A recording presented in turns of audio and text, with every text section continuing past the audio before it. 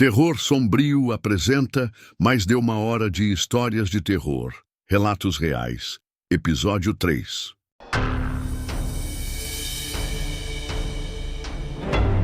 Relato 1. Um estranho em frente à minha casa. Meu nome é Júlio. Isso aconteceu comigo há cerca de 2 anos. Era por volta de 00:30 da manhã quando notei o carro pela primeira vez. Eu ainda não tinha dormido. Estava sozinho em casa no fim de semana. Meus pais estavam visitando minha tia em São Paulo e eu fiquei para estudar e ter a casa só para mim. Moramos em um bairro suburbano tranquilo e isolado. Nada acontece de verdade na nossa rua.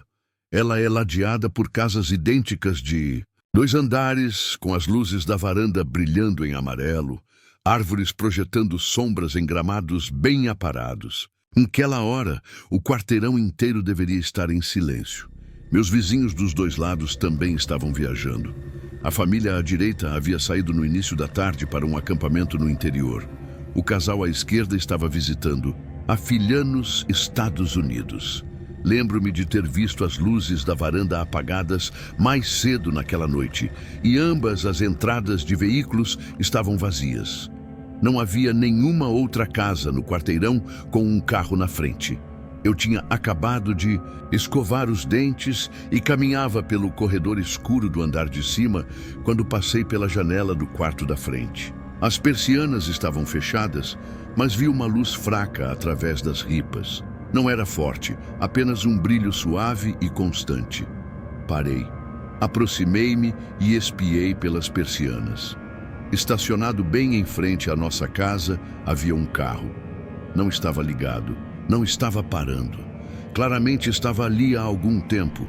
A única luz era o brilho branco e fraco das fitas de LED diurnas, do tipo que permanece acesa mesmo com o motor desligado. Não reconheci o carro. Era um sedã escuro.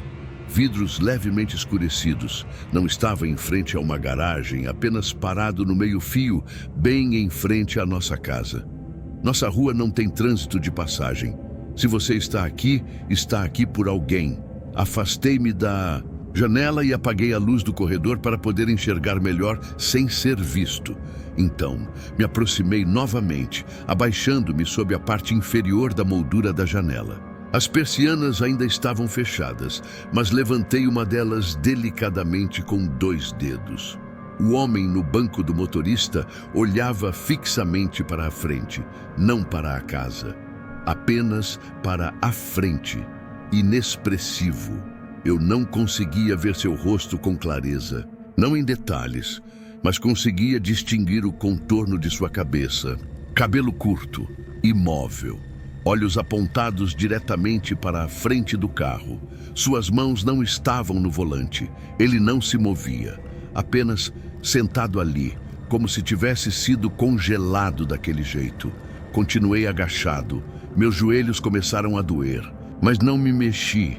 Algo no fato de ele não estar fazendo nada parecia pior do que se tivesse saído. Então eu vi um leve piscar.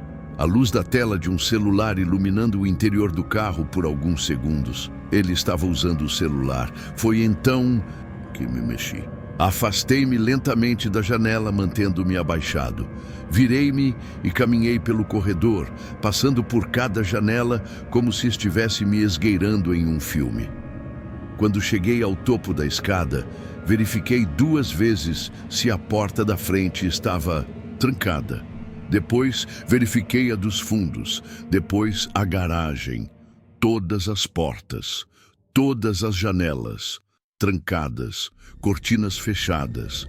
Persianas fechadas. Eu me certifiquei disso. Fiquei na cozinha, com o coração batendo forte, atento a qualquer coisa. Passos, movimento, um motor ligando. Nada. Fiquei na cozinha, com o coração batendo forte, atento a qualquer coisa. Passos, movimento, um motor. Ligando. Nada. Mas foi aí que algo me incomodou. Eu estava certo de ter deixado a luz do corredor do andar de cima acesa. Sempre deixo. É uma mania. Gosto de ter uma luz guia quando estou sozinho em casa. E eu lembro de tê-la ligado antes de escovar os dentes. Mas agora estava apagada. Não era possível. Eu não tinha tocado no interruptor. Tentei racionalizar. Talvez fosse uma queda de energia em uma parte da casa, mas as outras luzes estavam normais. Engoli em seco. Subi devagar, degrau por degrau, com a lanterna da gaveta em mãos.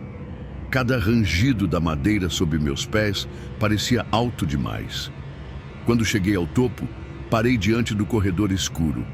O interruptor estava na posição de desligado. Eu teria notado se estivesse assim antes. Acendi a luz. O corredor brilhou em amarelo, inofensivo, mas a dúvida já estava plantada e ela crescia como erva daninha. Será que eu realmente estava sozinho o tempo todo? Às 00h48 da madrugada, meu telefone vibrou no meu bolso. Era uma chamada, sem identificador de chamadas. Deixei tocar uma vez, 2 vezes. Não atendi. Parou sozinho após o terceiro toque, sem correio de voz. Voltei silenciosamente para o quarto da frente e me arrastei para o carpete. Fiquei abaixada, rastejei até a janela novamente e espiei pelas persianas. Ele ainda estava lá, mas desta vez ele estava olhando para cima, para a casa. Seu rosto estava parcialmente iluminado pelo brilho da tela do celular novamente. Não estava apontado para ele, estava inclinado para baixo em seu colo, mas a luz já revelava o suficiente. Ele estava olhando para cima, não diretamente para a janela, mas para o segundo andar. Meu andar. Abaixei a persiana, deitei-me no carpete. O tipo de apartamento onde você consegue sentir o coração no peito. 1 minuto depois, meu telefone tocou novamente, sem identificador de chamadas. Não atendi. Fiquei ali no chão, olhando para a tela. Nenhuma mensagem. Nada. Às 01h04 da madrugada, recebi outra ligação. Desta vez, atendi. Não havia voz, mas eu conseguia ouvir alguma coisa. Não respirava. Não havia estática. Era o som de alguém caminhando. Passos no que parecia ser cascalho ou folhas amassadas. Os passos paravam, depois recomeçavam. Um de cada vez. Cautelosos. Não disse nada. A linha ficou muda. Então um único ruído surgiu. Um clique suave, como alguém apertando um botão no controle remoto de um carro. Então a linha caiu. Fiquei no chão por um tempo depois disso. Nem percebi que estava prendendo a respiração até precisar soltá-la. Arrastei-me até minha mesa e abri a gaveta lenta e silenciosamente. Peguei a lanterna que eu guardava das tempestades de verão. Depois, meu carregador extra de celular. Depois, meu laptop. Comecei a mandar mensagens para meus pais, mesmo sabendo que eles provavelmente estavam dormindo. Disse a eles que havia alguém estacionado em frente à casa, que eu estava bem, que as portas estavam trancadas. Então, o telefone fixo tocou. Ainda temos um na cozinha. Sem fio, a moda antiga. Quase nunca toca. Tocou alto, estridente, ecoando pela casa inteira. Levantei-me de um salto. Meu telefone ainda estava na minha mão e acendeu ao mesmo tempo, sem identificador de chamadas. Os 2 telefones estavam tocando. Não atendi o celular. Desci as escadas lentamente, com o coração martelando nos ouvidos, até o telefone da cozinha. Atendi ao quarto toque, sem som, apenas andando de novo. Mais devagar dessa vez, mais perto. Então, silêncio. Então, uma longa inspiração, como alguém se preparando para falar. Então, a linha estalou e ficou muda. Fiquei ali na cozinha, com a luz apagada, à beira de um ataque de pânico. Então, caminhei até a frente da casa e espiei pela lateral da cortina. O carro ainda estava lá, mas o homem não estava mais olhando para a frente. Ele estava ligeiramente inclinado para o lado, como se estivesse tentando enxergar alguma coisa. Como se estivesse tentando me encontrar. A luz do telefone piscou novamente em suas mãos. Recuei, peguei meu celular e disquei 190. Minha voz falhou quando dei meu endereço. Disse a eles que havia um homem em um carro estacionado em frente à minha casa. Ele não tinha saído, não tinha feito nada. mas estava lá há mais de 1 hora. Estava me ligando para o telefone fixo. Eu não sabia como ele tinha aquele número. O atendente perguntou se eu podia vê-lo agora. Voltei para a janela. Olhei pelas persianas. O carro ainda estava lá, mas a porta do motorista estava aberta e o banco estava vazio. A polícia chegou por volta das 01:30. Luzes vermelhas e azuis refletindo nas paredes do meu quarto, cortando a escuridão da rua. Quando desci para recebê-los, meu corpo ainda tremia, não consegui disfarçar. 2 policiais vasculharam o carro. Estava vazio. Nenhum sinal do homem, nenhum sinal de arrombamento, nada que pudesse indicar qualquer crime. O que descobriram depois foi pior. O carro havia sido registrado como roubado 3 dias antes, em outro estado. O dono original estava desaparecido. Deixava o trabalho no fim do expediente, mas nunca chegou em casa. O último sinal dele foi uma transação no posto de gasolina de uma estrada deserta, horas antes de o carro ser encontrado na minha rua. Eles rebocaram o veículo e disseram que era provavelmente vandalismo ou alguém tentando assustar. Deram uma olhada rápida na casa, mas não encontraram nada. Disseram para eu manter as portas trancadas e ligar de novo se algo estranho acontecesse. Nada aconteceu naquela noite, nem na manhã seguinte. Meus pais chegaram no domingo à tarde e tentei não parecer abalado. Contei só o básico, que um carro suspeito havia aparecido, que a polícia cuidou disso. Não quis preocupar ninguém, mas na segunda-feira, quando fui até a caixa de correio pegar as cartas acumuladas, havia um envelope sem selo, sem remetente, nenhuma marca. Dentro havia um pedaço de papel dobrado em 4, um único número escrito à mão. O meu número de telefone, com minha área, com o código exato, e abaixo dele, em letras miúdas, uma palavra escrita em caneta vermelha, quase apagada. Você atendeu. Naquela noite, fiquei acordado até tarde, com todas as luzes acesas. Meu celular ao lado, a porta trancada, a janela coberta, com muito medo.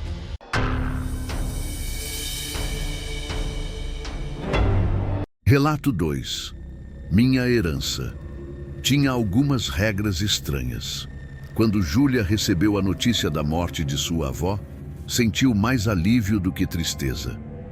A mulher sempre fora fria, quase cruel, e insistia em manter a família afastada. Na infância, Júlia só a visitava em datas obrigatórias. Crescera ouvindo histórias estranhas sobre a velha casa da família, escondida no interior, cercada por floresta, silêncio e segredos. A herança veio com uma surpresa. Além da quantia em dinheiro, ela herdaria também a casa da avó, desde que seguisse algumas condições. As regras estavam escritas em papel amarelado, dobrado com cuidado, dentro de um envelope de lacre vermelho, junto ao testamento. Eram simples, mas bizarras. Nunca deixe nenhuma porta interna trancada à noite. Não olhe diretamente para os espelhos depois da meia-noite. Se ouvir barulhos entre 3:10 e 3:30, finja que está dormindo. Nunca pergunte sobre o porão. Júlia leu cada linha com uma mistura de desdém e inquietação. Isso é algum tipo de brincadeira mórbida da vovó, pensou. Mas a advogada que conduziu a leitura foi clara. As regras não são negociáveis. Para manter a casa, ela teria que assinar um contrato assumindo que cumpriria todas elas. Ela assinou. Casa era exatamente como lembrava. Grande demais, gelada mesmo no verão e com um cheiro de madeira antiga quase podre. As paredes pareciam absorver o som. Nenhum carro passava por perto, sem sinal de celular. Júlia passou os primeiros dias explorando os cômodos, tirando lençóis de móveis antigos, abrindo armários carregados de livros, molduras, objetos pesados e estranhos. Tudo nela era desconfortável. Nada parecia ter sido tocado desde os anos 60, mas algo a incomodava mais. Os espelhos. Havia um em quase todos os cômodos. Todos antigos, alguns trincados, outros deformando ligeiramente os reflexos. Mesmo de dia, ela evitava se olhar neles por muito tempo. Tinha a sensação constante de que seu reflexo demorava 1 segundo a mais do que deveria para se mover. Na primeira noite, quase esqueceu da regra das portas. Ia trancar o quarto, hábito desde a adolescência, mas hesitou com a chave na mão. Um arrepio atravessou sua espinha.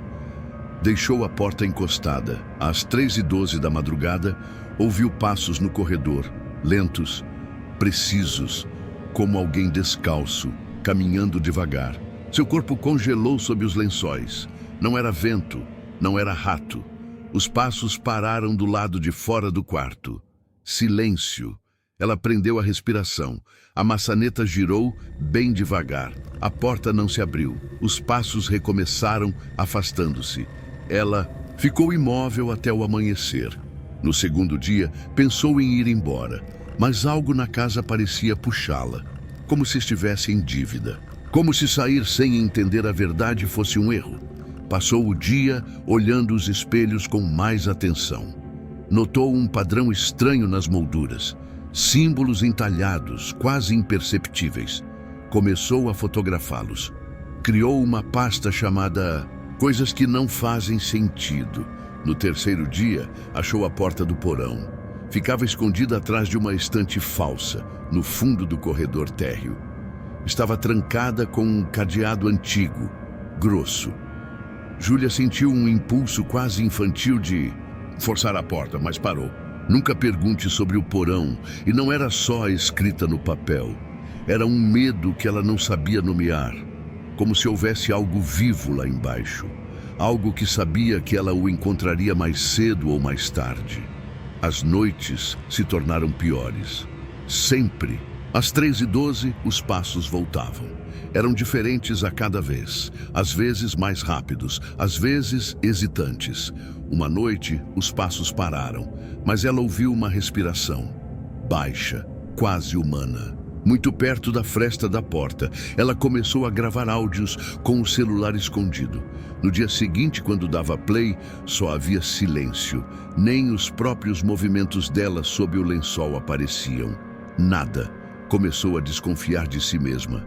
Dormia pouco. Tinha pesadelos vívidos. Ouvia sussurros nos cantos da casa quando estava sozinha. Certa vez, se olhou num espelho pela manhã e teve a nítida sensação de que algo estava por trás de si, parado, observando. Quando se virou, não havia nada. Na quinta noite algo mudou. Não houve passos. Houve gritos, um som abafado vindo do porão. Era a voz da avó, ou parecia ser. Chamava seu nome. Júlia. Júlia. Abre a porta, querida. Está tão escuro aqui. Ela caiu de joelhos, tampando os ouvidos. Tremia. A porta do porão continuava trancada, mas algo nela parecia pulsar. No sexto dia, Júlia encontrou cartas escondidas no fundo de um armário. Eram da mãe dela, todas endereçadas à avó, nunca enviadas. Em todas, o mesmo desespero.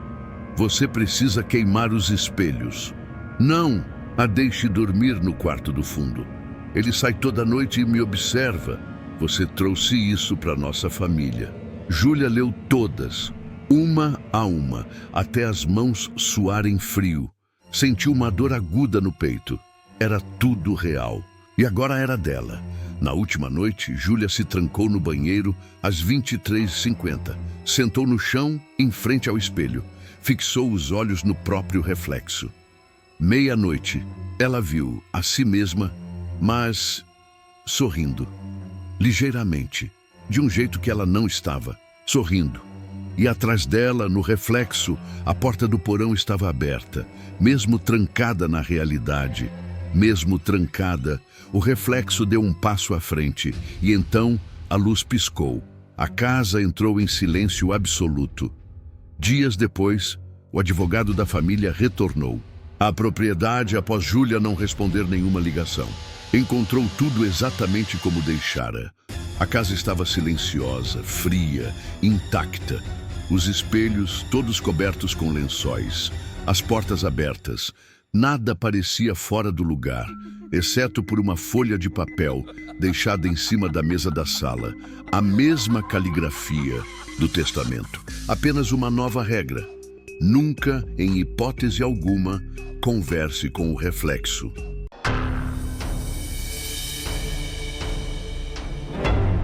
Relato 3. Não se deixe enganar por ela. Inclinei a cabeça enquanto lia a estranha mensagem da minha mãe.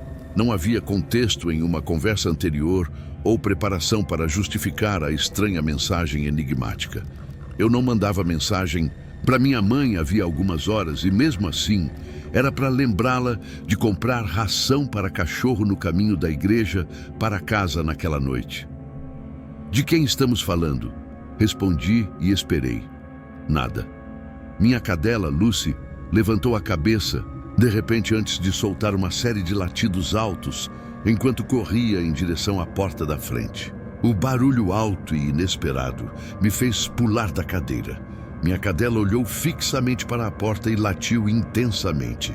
A janela da porta parecia obscurecida pela escuridão da noite lá fora, como um véu escuro escondendo o que quer que estivesse, deixando minha cadela nervosa logo atrás. Tirei meus fones de ouvido gamer e comecei a me aproximar da porta. Ao caminhar pelo corredor em direção à porta, senti um estranho desconforto ao olhar para a maçaneta, destrancada. Sempre trancamos as portas ao pôr do sol, mas com meus pais fora e eu distraída com meu jogo, a ideia de fazer isso me escapou da cabeça. Ao chegar à porta, rapidamente mexi a mão e a tranquei antes de acender a luz da varanda. A cortina de escuridão foi aberta, revelando uma varanda vazia. Examinei o pouco do quintal que conseguia ver pela janela, procurando por qualquer sinal de movimento na escuridão, mas não havia nenhum. Fiz silêncio para minha cachorra, presumindo que ela estivesse em alerta por causa de um pesadelo ou de um reflexo que viu na janela. Ela parou de latir, mas permaneceu alerta, olhando para a porta com as orelhas em pé. Dei a volta na casa, trancando as outras duas entradas antes de me sentar novamente no sofá. Peguei meu celular e olhei para a mensagem da minha mãe novamente. Não se deixe enganar por ela. Cliquei no botão de chamada. Nesse momento, fiquei me perguntando se ela pretendia enviar a mensagem para outra pessoa.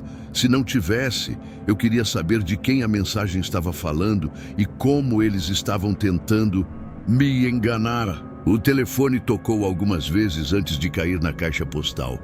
Lucy se aproximou e sentou-se ao meu lado, olhando ao redor da sala com grande inquietação. "O que deu em você?" perguntei, enquanto me abaixava e acariciava sua cabeça, sem aviso. Lucy se levantou cambaleando e começou a latir intensamente para a porta dos fundos. Assustada, tentei acalmá-la, mas ela se recusou a se afastar ou se acalmar. "Não tem nada lá fora", disse eu enquanto passava a mão pelos pelos do seu dorso, enquanto seus latidos se recusavam a parar. Fui até a porta e puxei o cordão que abria as persianas falsas que cobriam a janela. "Viu? Não tem ninguém lá." Acendi a luz da varanda dos fundos para ter uma visão melhor. Quando a luz iluminou a varanda, foi quando vi algo na porta. Algo que era imperceptível sem a luz de fora. Uma pequena mancha redonda de condensação, fresca do lado de fora da janela. Olhei mais de perto, sem entender a princípio o que estava vendo ou a implicação que isso trazia. Dei um passo para trás, quando a percepção me atingiu como uma tonelada de tijolos. Algo estava parado bem do lado de fora da minha porta. Pulei quando senti meu telefone vibrar no bolso. Ao pegá-lo, vi uma nova mensagem da minha mãe. "Preciso da sua ajuda. Chego em casa logo." Comecei a digitar uma resposta rapidamente. "Mãe, tem algo estranho acontecendo aqui. Acho que tem alguém andando pela casa." Depois de enviar a mensagem, lembrei-me das câmeras que meus pais tinham instalado nos 4 cantos da casa. Imaginei que, se alguém estivesse se esgueirando e procurando uma maneira de invadir, apareceria na câmera. O aplicativo ficou carregando por alguns segundos antes de abrir para a visualização da câmera ao vivo. Fiquei surpreso enquanto olhava para a tela. 3 das 4 câmeras estavam offline. Confuso, abri a seção de gravação de movimento do aplicativo. Pensei que talvez as câmeras tivessem captado algo antes de ficarem offline. Nada. Não. Havia uma única gravação no aplicativo. Era como se todas as filmagens tivessem sido apagadas e o recurso de gravação desativado. Uma sensação ainda mais estranha começou a me invadir. Engoli em seco ao voltar para a página da câmera. Ao vivo, a última câmera agora estava offline. Abri o aplicativo do telefone e passei o polegar sobre o teclado, prestes a discar 190. Podia não ser nada. Apenas um cachorro agindo de forma estranha, um problema aleatório no servidor das câmeras e um fluxo de ar estranho causando a mancha molhada na janela, mas eu não estava disposto a correr esse tipo de risco. Se havia alguém lá fora, então eu precisava de alguém aqui. Eu tinha acabado de digitar os 3 números quando uma série de batidas fortes soou na minha porta da frente. Meu coração afundou e eu estremeci enquanto Lucy corria de volta para a porta da frente, soltando uma nova onda de latidos agressivos. Saí para o corredor e encarei a porta. Eu conseguia ver a silhueta tênue de uma pessoa parada na varanda, mas qualquer detalhe era engolido pela escuridão da noite. Enquanto eu olhava para a figura, ouvi uma voz vindo da porta. "Querida, sou eu. Venha abrir a porta." A voz soava familiar, mas completamente nova ao mesmo tempo. "Quem está aí?" gritei, dando alguns passos pelo corredor. "É sua mãe, boba. Esqueci minhas chaves quando saí para ir ao mercado. Preciso que você abra a porta para que eu possa começar a preparar o jantar." Um arrepio percorreu minha espinha. Minha mãe tem uma voz única. Quem quer que estivesse do outro lado da porta tentava imitá-la. Certas partes da cadência eram perfeitas, mas pequenos detalhes pareciam errados. "Minha mãe está na igreja", gritei. "Não sei quem você é, mas precisa sair agora, antes que eu chame a polícia." Um silêncio pesado pairou no ar, enquanto eu esperava por uma resposta. "Comprei brownies cósmicos na loja. Sei que são os seus favoritos. Por favor, venha abrir a porta para mim." Não sei o que me perturbou mais naquele momento, o jeito como ela ignorou minha ameaça e continuou com a farsa, ou o fato de ela saber qual era meu lanche favorito. "Vou chamar a polícia. Você precisa ir." A mulher se aproximou da porta e bateu com o punho contra ela. Eu podia vê-la melhor agora. A luz de dentro da casa entrava pela janela e iluminava seus olhos cheios de raiva. Lucy latiu mais agressivamente ao ver melhor a mulher. Lucy sempre era distante com estranhos, mas o jeito como ela estava agindo era muito mais agressivo do que eu já a tinha visto antes. "Você vai abrir esta porta agora mesmo", ela gritou, ainda tentando imitar a voz da minha mãe. "Eu sou sua mãe e você fará o que mandar." Enquanto eu olhava para a mulher, uma nova sensação de pavor tomou conta de mim. A mulher não era minha mãe, mas se parecia com ela. Usava o mesmo penteado, o formato da cabeça e o nariz eram os mesmos, e até usava uma roupa que eu podia jurar já ter visto minha mãe usar antes. Mas ela não era minha mãe. Havia pequenos detalhes, orelhas diferentes, olhos um pouco afastados demais. A mulher parecia capaz de imitar a minha mãe com a mesma técnica. À primeira vista, você poderia confundir as duas, mas eu conhecia. Minha mãe não era ela. Apertei o botão de chamada do meu celular e o coloquei no ouvido enquanto me afastava da porta. O som suave do toque soando como música para os meus ouvidos. "Vou chamar a polícia agora!" gritei. "Saiam daqui! Baque! Baque!" O punho da mulher bateu contra o vidro da porta. "Abre a maldita porta!" gritou ela, sem se esconder atrás da imitação. "Ouça a sua mãe, ou eu te dou um motivo para ter medo." A atendente do 190 atendeu e me perguntou qual era a emergência. Sua voz calma e interrogativa soou inadequada, considerando o medo que eu sentia naquele momento. Recitei rapidamente meu endereço enquanto a mulher na porta começava a bater com mais força, gritando obscenidades entre os momentos calmos em que implorava para que eu abrisse a porta, com uma impressão agora destroçada da mulher que me criou. Por favor, depressa, implorei. Ela está mesmo tentando entrar agora. Crack, meu coração afundou quando vi uma pequena rachadura se formar ao redor da mão da mulher que bateu contra a porta. Sem esperar mais um segundo, me virei e corri. Aquela mulher estava entrando em casa e eu precisava encontrar um lugar para me esconder antes que fosse tarde demais. Corri para a cozinha. Minha cabeça girava enquanto eu considerava minhas opções, meu cérebro distraído pelos gritos e pancadas da mulher, misturados aos latidos incessantes de Lucy. Peguei uma faca de cozinha e corri para o quarto dos meus pais, apagando as luzes enquanto corria para esconder meus movimentos. Entrei no closet deles e me enfiei no canto dos fundos, coberta por camadas de casacos e camisas do meu pai. Meu corpo inteiro estremeceu quando ouvi a janela se estilhaçar, seguida por um grito de dor da mulher. "Olha o que você me fez fazer!" Ela gritou antes que sua voz de repente se acalmasse para um tom doce e enjoativo. "Este corte está muito feio, querida. Você pode me trazer um band-aid?" "Ela está em casa", sussurrei ao telefone. A operadora do 190 me instruiu a ficar em silêncio e parada enquanto o socorro chegava. Eu podia ouvir Lucy correndo pela casa, latindo descontroladamente. Ela não era uma cachorrinha pequena, mas também não era do tipo que ficava violenta. Em momentos de necessidade, eu podia ouvir a mulher andando pela casa, chamando por mim com a voz da minha mãe.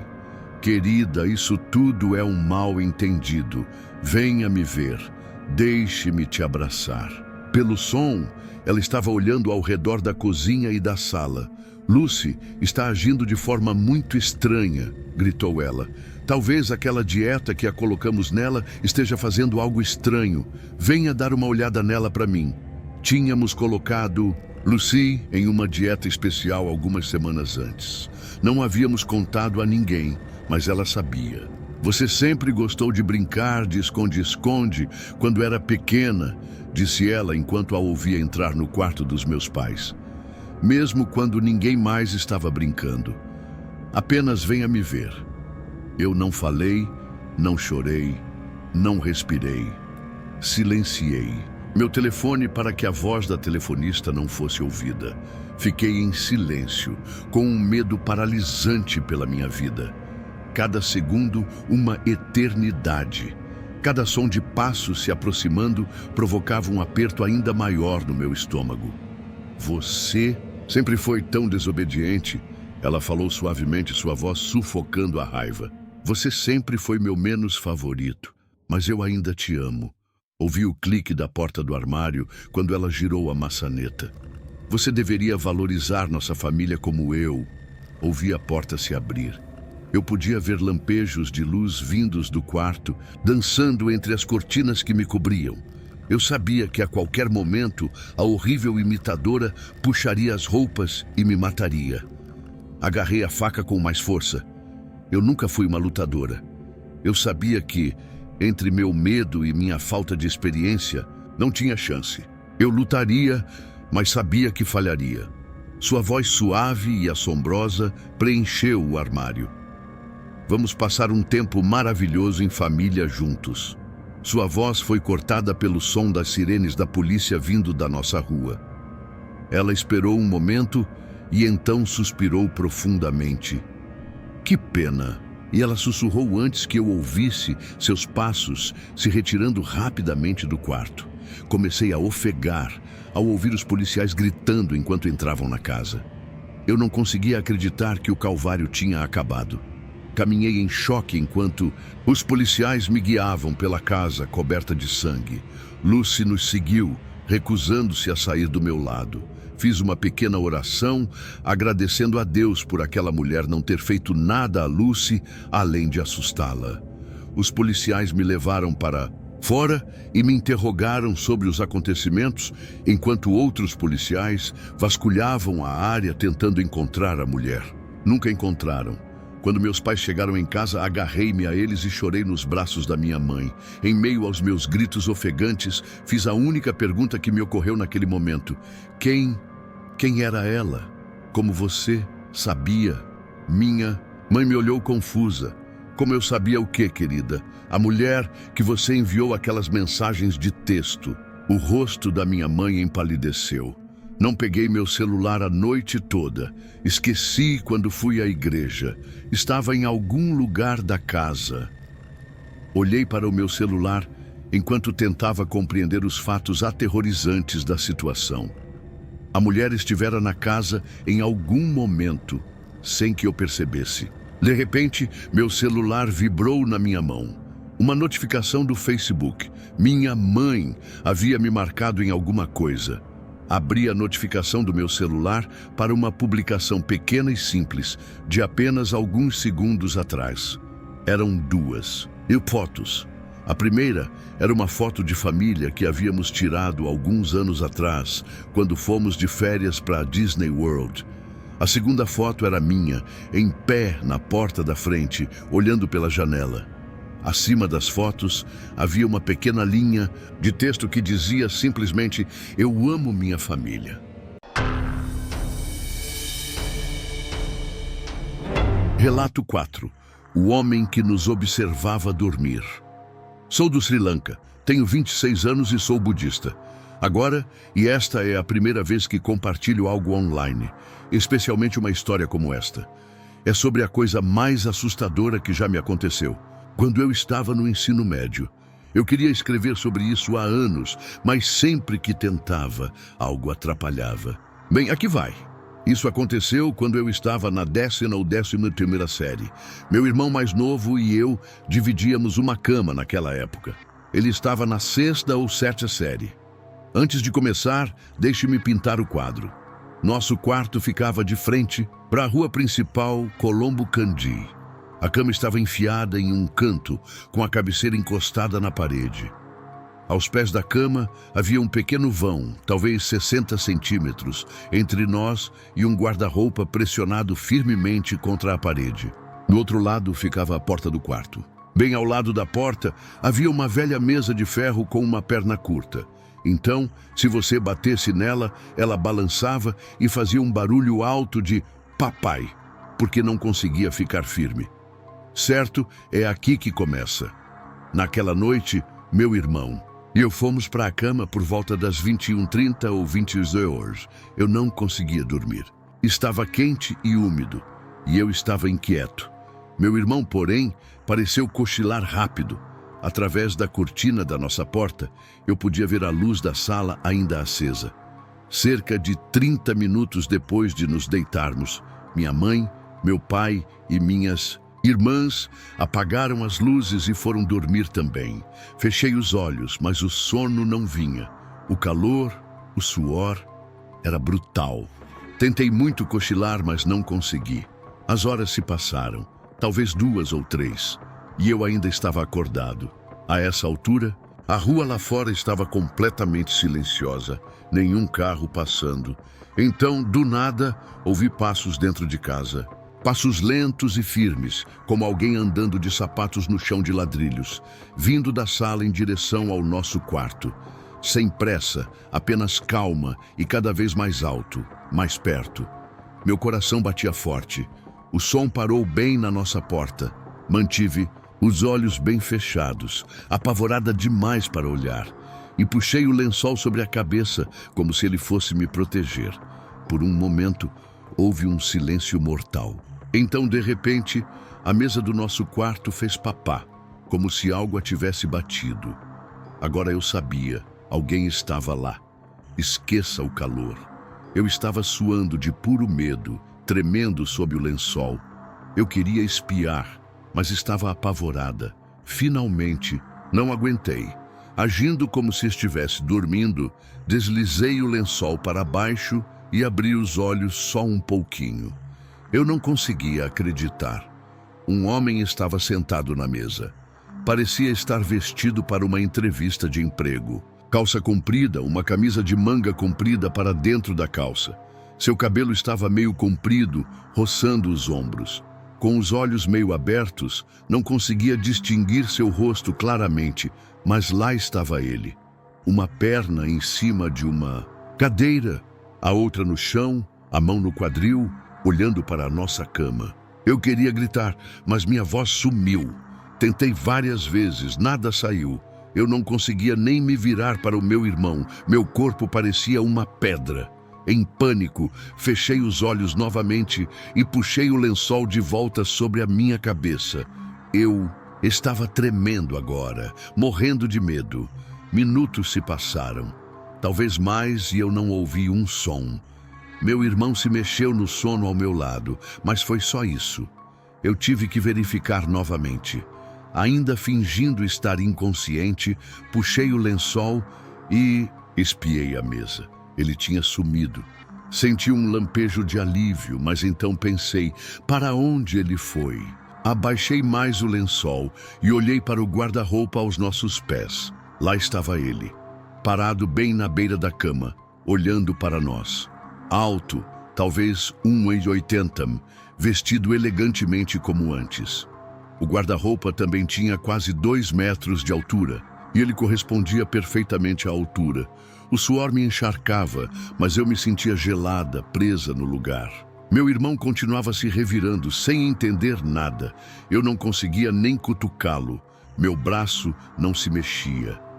Desesperada, fechei os olhos com força novamente, pensando: aconteça o que acontecer, deixe estar. Depois de um tempo, me forcei a olhar.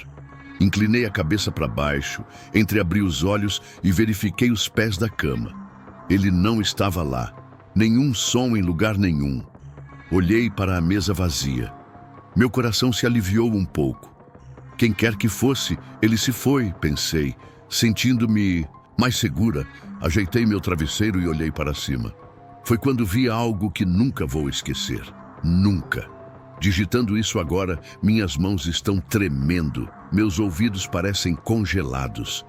Eu disse que nossa cama era bem encostada na parede, com talvez uns 2 centímetros de espaço atrás dela. Ninguém cabia lá. Mas quando olhei para cima, lá estava ele. O mesmo cara de cabelo comprido, empoleirado na cabeceira, inclinado sobre mim, seu rosto tão perto do meu que não poderia haver mais de 30 centímetros entre nós. É tudo de que me lembro. Acho que apaguei. A próxima coisa que eu soube foi que era de manhã. Meu irmão não estava ao meu lado. Ainda na cama tentei descobrir o que aconteceu ontem à noite. Sonho ou realidade? Eu tinha certeza absoluta de que era real, mas tentei me convencer de que era um pesadelo para me acalmar. Minha cabeça latejava e eu me sentia febril. Grogue, saí cambaleando da cama e fui para a sala de estar. Estava vazia, mas ouvi minha mãe e meu irmão conversando na cozinha. Fui contar à minha mãe o que tinha visto, ainda meio convencido de que era mentira. Mas o que ouvi lá dentro transformou minha febre trêmula em calafrios intensos. Meu irmão estava contando para minha mãe. Ama, ontem à noite um cara entrou no nosso quarto. Ele estava perto da mesa primeiro. Depois foi até o lado da Aya. Oidia significa irmão mais velho na minha língua. E se inclinou sobre o rosto dele. Fechei os olhos, fiquei apavorada. Quando olhei de novo, ele estava perto do guarda-roupa. Virei-me com muito medo de gritar, embora tentasse. Mais tarde, espiei e ele estava na cama, debruçado sobre o rosto da Aya, olhando para ele. Fechei os olhos com força e devo ter desmaiado. Por um mês inteiro depois disso, tocamos cânticos budistas Spirit, como orações cristãs, no nosso quarto sem parar. Nada de estranho aconteceu de novo. Mas veja só, antes daquela noite, minha irmã mais velha também nos contou algo. Ela disse que uma tarde, enquanto tirava um cochilo, alguém agarrou seu cabelo e a puxou para fora da cama, dizendo para ela se deitar. Rimos, pensando que ela estava brincando. Depois disso, porém, não tivemos tanta certeza. Alguns podem Acreditar que isso é verdade. Outros podem dizer que é bobagem. Depende de você. Mas ainda tenho perguntas que me assombram. Como ele se inclinou sobre mim daquele jeito sem cair? Como alguém cabia naquele espaço minúsculo atrás da cama? O que era aquilo? Por um bom tempo depois, fiquei morrendo de medo de dormir. Toda vez que eu subia na cama, ficava deitada lá com o coração disparado, com medo de ver aquele homem de novo, me encarando no escuro.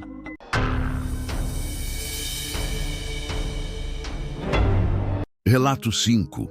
Ele me pagou para tocar piano, mas o que aconteceu naquela sala me persegue até hoje. Toco piano para os ricos há quase 15 anos. Desde que abandonei a Juilliard com um diploma caro e dívidas sufocantes, minha formação clássica encontrou seu nicho, emoldurando conversas vazias sobre investimentos e refúgios de férias, onde Bach e Chopin eram meros adornos sonoros. Meu nome é Everett Carlyle. Sou, ou fui, um pianista da elite. Meus dedos deslizaram sobre as teclas em coberturas com a cidade aos meus pés, em mansões nos Hamptons, onde o oceano engolia o horizonte, em iates ancorados sob o brilho falso de Mônaco e em salões de baile, onde um único candelabro eclipsava o salário de uma vida inteira. Escrevo isto com a urgência de quem tenta agarrar um pesadelo que insiste em escorrer pelos dedos. Preciso solidificar a memória do que aconteceu, convencer-me de que a sanidade ainda reside em mim, apesar do clamor silencioso que ecoa em minhas noites insones. Seus rostos, os sons abafados, o cheiro sutil, metálico. Mas estou correndo. Tudo começou com um e-mail, 3 semanas atrás, de um remetente desconhecido, Tadeusz Wexler. O assunto conciso e tentador: contrato exclusivo, remuneração substancial. Propostas assim não eram inéditas. O boca a boca da elite e meu site ocasionalmente atraíam ofertas opacas, onde o dinheiro falava como a única língua inteligível. Quase sempre falava. O e-mail era um exercício de formalidade fria. Sr. Carlyle, seus talentos foram recomendados por um círculo de confiança para um evento de natureza singular. Exigimos discrição absoluta, selada por uma remuneração de até os 25 mil reais pela apresentação de uma única noite. Caso este convite ressoe com seu interesse, pedimos que confirme sua disponibilidade para o dia 18 de abril. Um veículo o aguardará às 19 horas, precisamente. Detalhes adicionais seguirão após sua concordância com estes termos iniciais. Atenciosamente, Tadeusz Wexler de Ishtar Society, 25 mil dólares. Por uma noite. Já toquei para magnatas que regateavam meus honorários habituais de 2.000.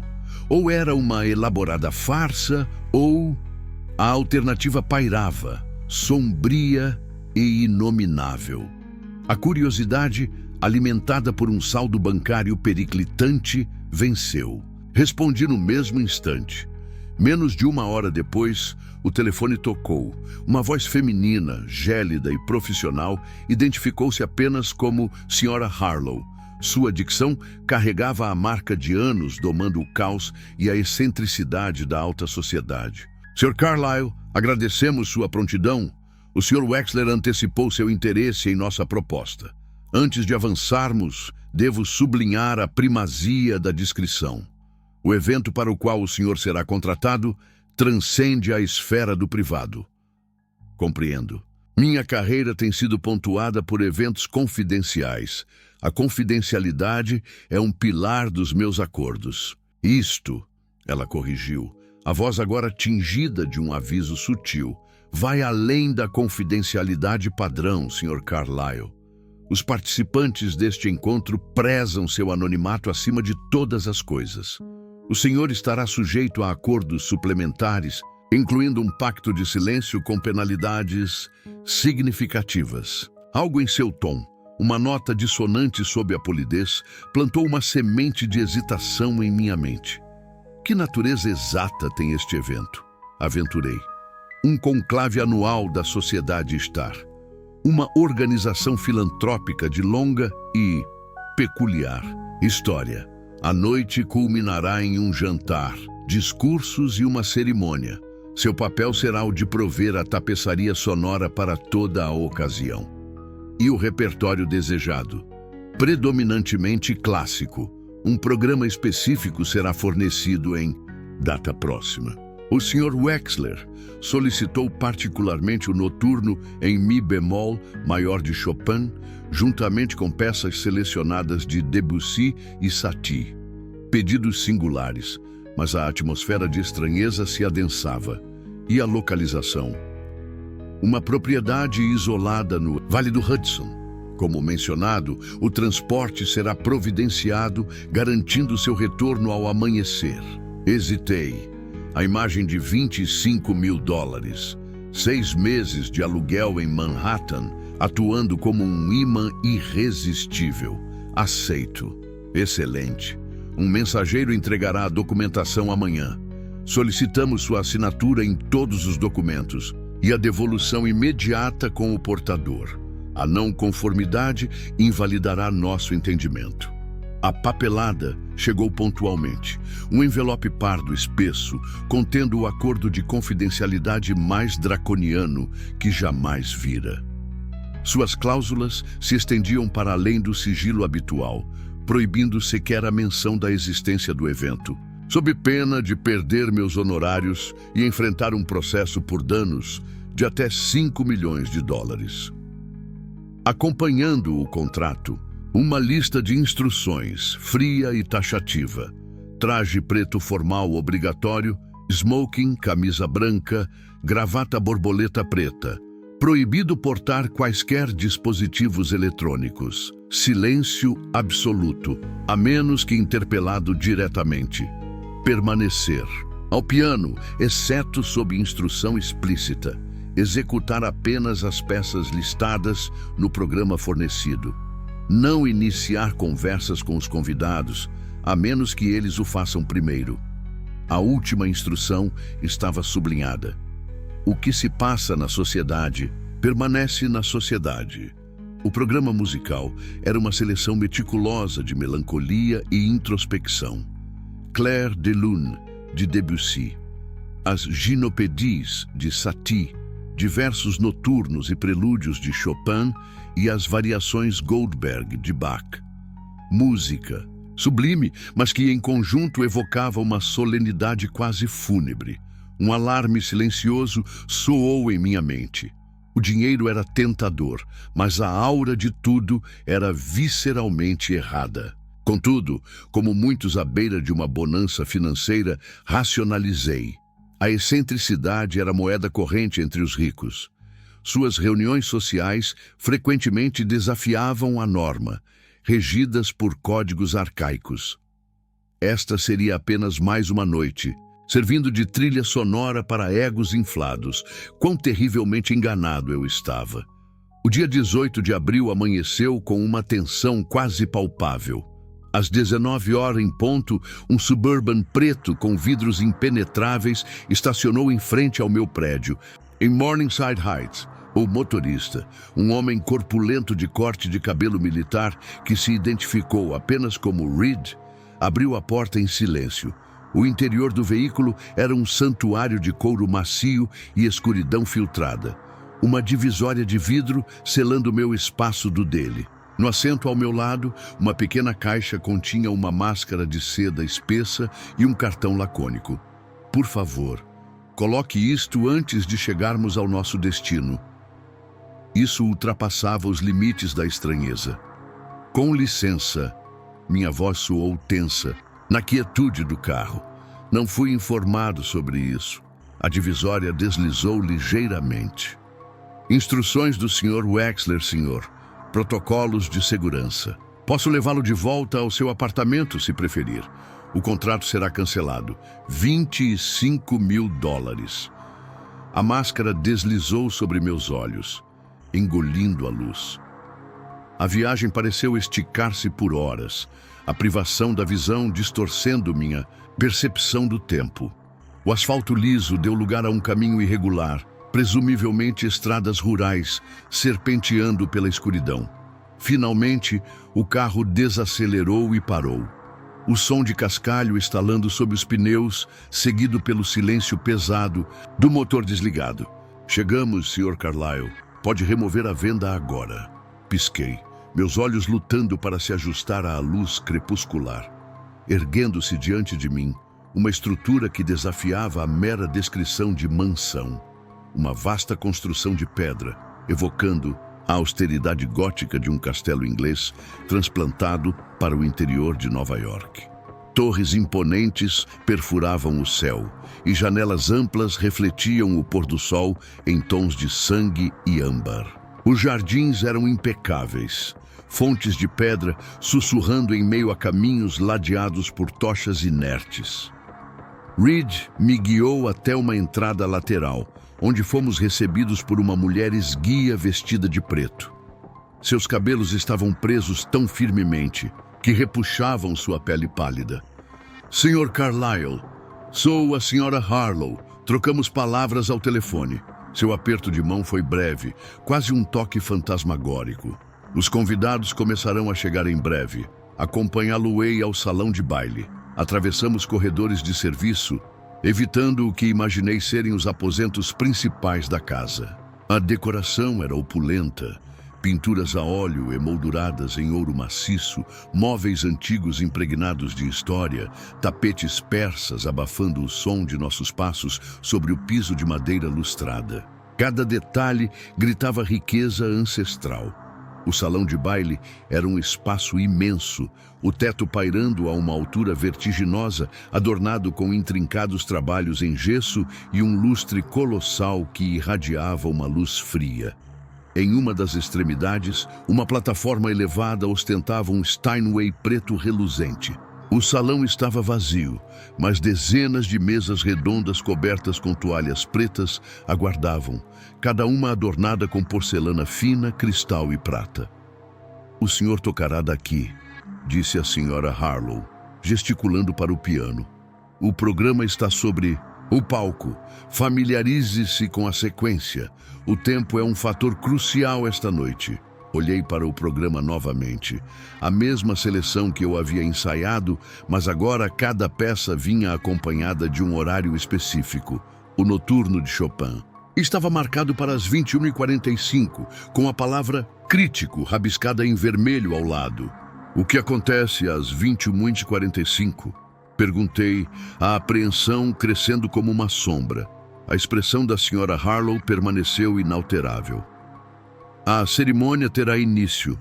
O Sr. Wexler dará o sinal." Ela consultou um relógio invisível em seu pulso. "São 19h30 agora. Os convidados começarão a chegar às 20 horas. Há água na mesa lateral. Sirva-se, mas devo reiterar que não deixe a área do piano sob nenhuma circunstância após a chegada do primeiro convidado. E se eu precisar usar o banheiro? Use-o agora. Uma vez ao piano, permanecerá lá até o final da noite." "Quanto tempo isso vai durar?" "Até que termine." Seu tom cortou qualquer tentativa de questionamento adicional. "Mais uma coisa, Sr. Carlyle. Não importa o que seus olhos vejam ou seus ouvidos capturem esta noite, continue tocando. Não interrompa a música até que o Sr. Wexler declare o fim da noite. Entendido?" Um arrepio gelado percorreu minha espinha. "O que exatamente eu vou ver ou ouvir?" Seus olhos encontraram os meus, e por um instante fugaz, vislumbrei algo que se assemelhava à pena. A sociedade Ishtar possui tradições que podem parecer incomuns para quem não faz parte. Seu papel é tocar, não compreender. Lembre-se disso, e partirá com seus honorários intactos e sem complicações. Com essa advertência enigmática, ela me deixou sozinho na vastidão silenciosa do salão. Sentei-me ao piano, meus dedos roçando as teclas de marfim. O instrumento estava afinado impecavelmente. A resposta precisa que denunciava a mão experiente de técnicos dedicados. Em outras circunstâncias, eu teria me deleitado em tocar um piano de tamanha qualidade. Na meia hora seguinte, a equipe começou a surgir. garçons em uniformes impecáveis, seguranças posicionados discretamente nas sombras e técnicos ajustando a iluminação com movimentos silenciosos. Ninguém dirigiu a palavra a mim, nenhum olhar se demorou em minha direção. Precisamente às 20 horas, as portas principais se abriram e os primeiros convidados começaram a entrar. Chegaram em pares e pequenos, grupos, todos vestidos com a opulência sóbria do traje de noite. Homens em smokings sob medida, mulheres em vestidos que provavelmente excediam o valor de um carro popular. Mas o que imediatamente me atingiu foi a forma como se moviam, com uma graça ensaiada que beirava a coreografia e com expressões que não denotavam alegria ou expectativa, mas algo mais próximo de uma reverência solene. Comecei a tocar conforme as instruções, as primeiras notas das variações Goldberg de Bach, ecoando na acústica perfeita do salão. Enquanto meus dedos deslizavam pelas teclas, observei os convidados. Eram uniformemente abastados, mas de idades e etnias diversas. Reconheci alguns rostos. Um magnata da tecnologia notório por suas práticas de mineração de dados questionáveis, um ex-secretário de Estado que trocara a política pelo capital de risco, a herdeira de uma fortuna farmacêutica, um cineasta cujo trabalho havia se tornado progressivamente perturbador ao longo dos anos. Misturavam-se com sorrisos forçados que não alcançavam seus olhos. Garçons circulavam com champanhe e canapés, mas notei que muitos convidados mal tocavam nas ofertas. Havia uma atmosfera carregada de expectativa, de uma espera tensa. Às 20h30, um silêncio repentino engoliu o salão quando um homem alto, com cabelos grisalhos e uma aura de poder inegável, fez sua entrada. Mesmo à distância, sua presença exigia atenção. Este, presumi, era Tadeusz Wexler.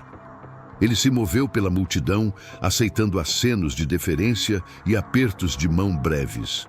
Seu rosto também estava desprovido de qualquer sorriso. O jantar foi servido precisamente às 20h45, no momento em que minhas mãos transicionavam para Debussy. A conversa durante a refeição foi abafada, desprovida da tagarelice animada típica das reuniões da alta sociedade. Essas pessoas não estavam ali para socializar ou exibir-se. Estavam ali para outra coisa. Às 21h30, enquanto as primeiras notas da Gymnopédie de Satie flutuavam no ar, as portas se abriram novamente. Um novo grupo adentrou o salão, mas estes não eram convidados. Eram diferentes. Cerca de 20 pessoas entraram em fila, escoltadas por seguranças silenciosos. Vestiam roupas brancas simples, calças largas e túnicas que lembravam uniformes hospitalares. Seus movimentos eram hesitantes, alguns cambaleando ligeiramente. Suas expressões variavam da confusão a um medo latente. Mais notavelmente, pareciam comuns, sem o verniz da riqueza, sem a sofisticação da elite. Pessoas ordinárias que destoavam grotescamente naquele ambiente de opulência. Os convidados observaram sua entrada com uma intensidade que fez meus dedos vacilarem sobre as teclas. Recuperei-me rapidamente, forçando minha concentração na música, tentando isolar a cena bizarra que se desenrolava diante de mim. Os recém-chegados foram conduzidos ao centro do salão, onde se aglomeraram, seus olhares percorrendo o ambiente, com crescente inquietação. Alguns tentaram falar com seus acompanhantes, mas foram recebidos com um silêncio sepulcral. Às 21h43, Tadeusz Wexler se levantou de sua cadeira na mesa central. Um silêncio absoluto caiu sobre o salão, quebrado apenas pela minha música. Ele ergueu uma taça de cristal preenchida com um líquido vermelho escuro. Amigos, sua voz grave e ressonante ecoou pelo salão. Reunimo-nos mais uma vez em serviço ao grande equilíbrio. Para a prosperidade, deve haver sacrifício. Para a abundância, deve haver escassez. Para que possamos ascender, outros devem declinar. Assim foi, assim sempre será. Os convidados ergueram suas taças em uníssono. Ao equilíbrio, entoaram em um coro abafado. Wexler voltou-se para o grupo vestido de branco. Vocês foram escolhidos para servir a um propósito maior que vocês mesmos. Seu sacrifício sustenta nosso mundo. Por isso, somos gratos. Eu estava tocando o Noturno de Chopin, a peça marcada como crítica no meu programa. Minhas mãos se moviam maquinalmente enquanto minha mente lutava para processar o horror que se desenrolava. Sacrifício! O que isso implicava? Um dos homens de branco, um indivíduo de meia-idade com cabelos ralos, deu um passo à frente. Vocês disseram que era uma oportunidade de emprego. Disseram...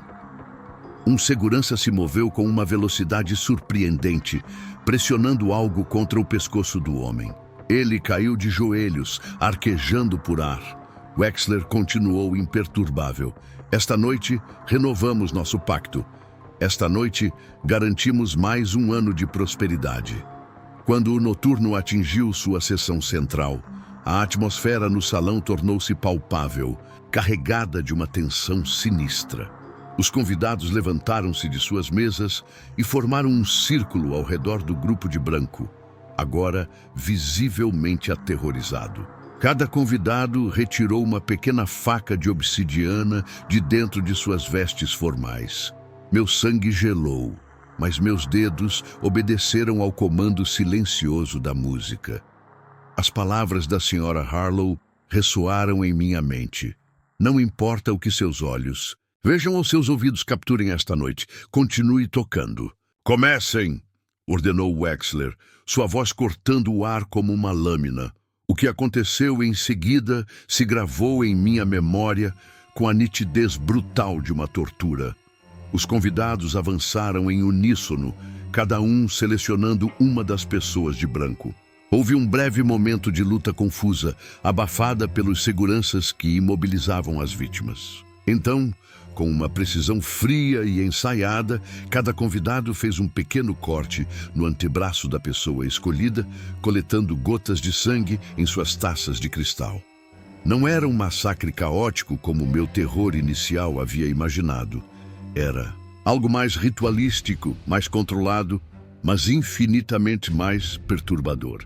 As pessoas de branco estavam sendo usadas em algum tipo de oferenda sangrenta, seu medo e desorientação contrastando horrivelmente com a metodicidade dos ricos. Após coletar o sangue, os convidados retornaram ao círculo, erguendo suas taças. Mais uma vez, com esta oferenda, selamos nossas fortunas, entoou Wexler. Com sua essência, garantimos nossa ascensão.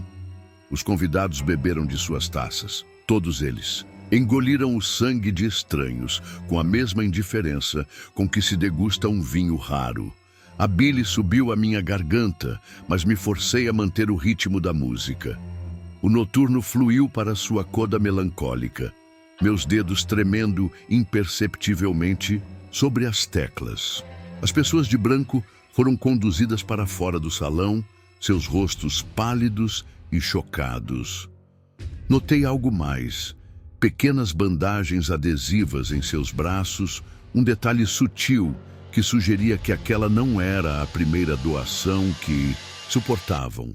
Quando as últimas notas do noturno se dissiparam, Wexler se virou para mim pela primeira vez, seu olhar escuro e penetrante. Ele assentiu levemente, e eu passei para a próxima peça do programa, como instruído. O restante da noite transcorreu com uma normalidade surreal. Os convidados retornaram aos seus lugares, a sobremesa foi servida, e a conversa gradualmente retomou, embora permanecesse em um tom contido e artificial. Ninguém mencionou o que acabara de acontecer, ninguém parecia perturbado. Era como se tivessem concluído uma transação comercial rotineira, em vez de participar de um ritual macabro. Toquei mecanicamente, minha mente um turbilhão de perguntas sem respostas. Quem eram aquelas pessoas de branco? De onde vieram? O que aconteceria com elas depois que desaparecessem pelas portas? As indagações martelavam em minha cabeça no compasso da música. Às 23h30, Wexler se levantou novamente. O pacto foi renovado. Nosso caminho está assegurado por mais um ano. Que a prosperidade continue a fluir para aqueles que compreendem seu verdadeiro custo. Os convidados aplaudiram educadamente e começaram a se retirar com a mesma ordem silenciosa de sua chegada. Em 30 minutos, apenas Wexler, a senhora Harlow e alguns funcionários permaneceram no salão. Wexler se aproximou do piano enquanto eu dedilhava as últimas notas do programa. Excelente apresentação, Sr. Carlyle. Sua reputação é bem merecida. Sua voz era suave, culta, mas carregada de uma frieza subjacente. Obrigado, consegui murmurar, lutando para manter minha expressão neutra. Posso perguntar o que acabei de testemunhar? Um leve sorriso, que não alcançou seus olhos escuros, curvou seus lábios finos. O senhor não presenciou nada, Sr. Carlyle. Esse foi o nosso acordo. O senhor tocou lindamente e agora retornará para casa, $25 mil mais rico, com nada além da vaga lembrança de ter fornecido música para um evento exclusivo. Aquelas pessoas estão participando de um estudo médico. Ele interrompeu suavemente, sua voz agora tingida de um tom condescendente. De forma estritamente voluntária, garanto, são generosamente compensadas por suas contribuições, assim como o senhor é pelas suas. Eu não acreditei nele, não consegui acreditar, mas também sentia a ameaça fria e implícita em suas palavras. Eu havia assinado os documentos deles, eu havia concordado com seus termos. Claro, eu disse, a voz rouca. Eu estava apenas curioso sobre a natureza incomum da cerimônia. A curiosidade é natural, respondeu Wexler. Agir com base nela seria imprudente. Acredito que o senhor entenda a distinção. A senhora Harlow surgiu ao lado dele, segurando um envelope grosso. Seu pagamento, Sr. Carlyle, conforme combinado. O carro está esperando para levá-lo de volta à cidade. Peguei o envelope, sentindo seu peso considerável. Obrigado pela oportunidade. Talvez o visitemos novamente, disse Wexler, embora seu tom deixasse claro que isso era improvável. Lembre-se dos nossos termos, Sr. Carlyle. O que acontece na sociedade permanece na sociedade, completei, a frase soando vazia em minha boca. De fato. Boa noite. Reed estava esperando no mesmo Suburban preto. Mais uma vez, fui instruído a colocar a venda para a viagem de volta. Enquanto o carro deslizava pela escuridão da noite, agarrei o envelope contendo minha taxa, a textura do dinheiro parecendo manchada em meus dedos. Tentei processar o que meus olhos tinham registrado, o horror visceral da cena repetindo-se em minha mente. Só quando voltei para meu apartamento, contando os maços de notas de $100, o impacto total me atingiu. Corri para o banheiro e vomitei até que meu estômago estivesse vazio e dolorido. $25 mil. O preço do meu silêncio, o custo da minha cumplicidade. Passei as últimas 3 semanas tentando construir uma narrativa racional para o que vi. Que Wexler estava dizendo a verdade sobre os testes médicos, que tudo não passava de uma performance grotesca para a elite entediada. Mas eu sei que não. Aquelas pessoas de branco não eram voluntárias. A confusão e o terror em seus olhos eram inegáveis, e a maneira como os convidados consumiram seu sangue, com tanta reverência, com tanta naturalidade. Aquela não era a primeira vez. Tentei pesquisar sobre a sociedade Ishtar, mas a internet permaneceu um vazio. Nenhuma menção, nenhum sussurro. Era como se a organização não existisse, apagada da própria história. Pensei em ir à polícia, mas o que eu diria? Que testemunhei pessoas ricas bebendo algumas gotas de sangue em um ritual bizarro. sem evidências, sem sequer saber a localização exata daquela mansão sinistra, quem acreditaria em mim? E então havia o acordo de confidencialidade. 5 milhões de dólares em multas. Eles me arruinariam financeiramente. E pelo que vi naquela noite, a ruína financeira poderia ser a menor das minhas preocupações se eu os desafiasse. Então, permaneci em silêncio, até agora. Escrever isto é um risco calculado, uma tentativa desesperada de solidificar a verdade antes que minha mente a dissolva em uma névoa de descrença. Ontem à noite, outro e-mail surgiu na minha caixa de entrada. Sr. Carlyle, seus serviços são novamente solicitados para nosso encontro do solstício de inverno em 21 de dezembro.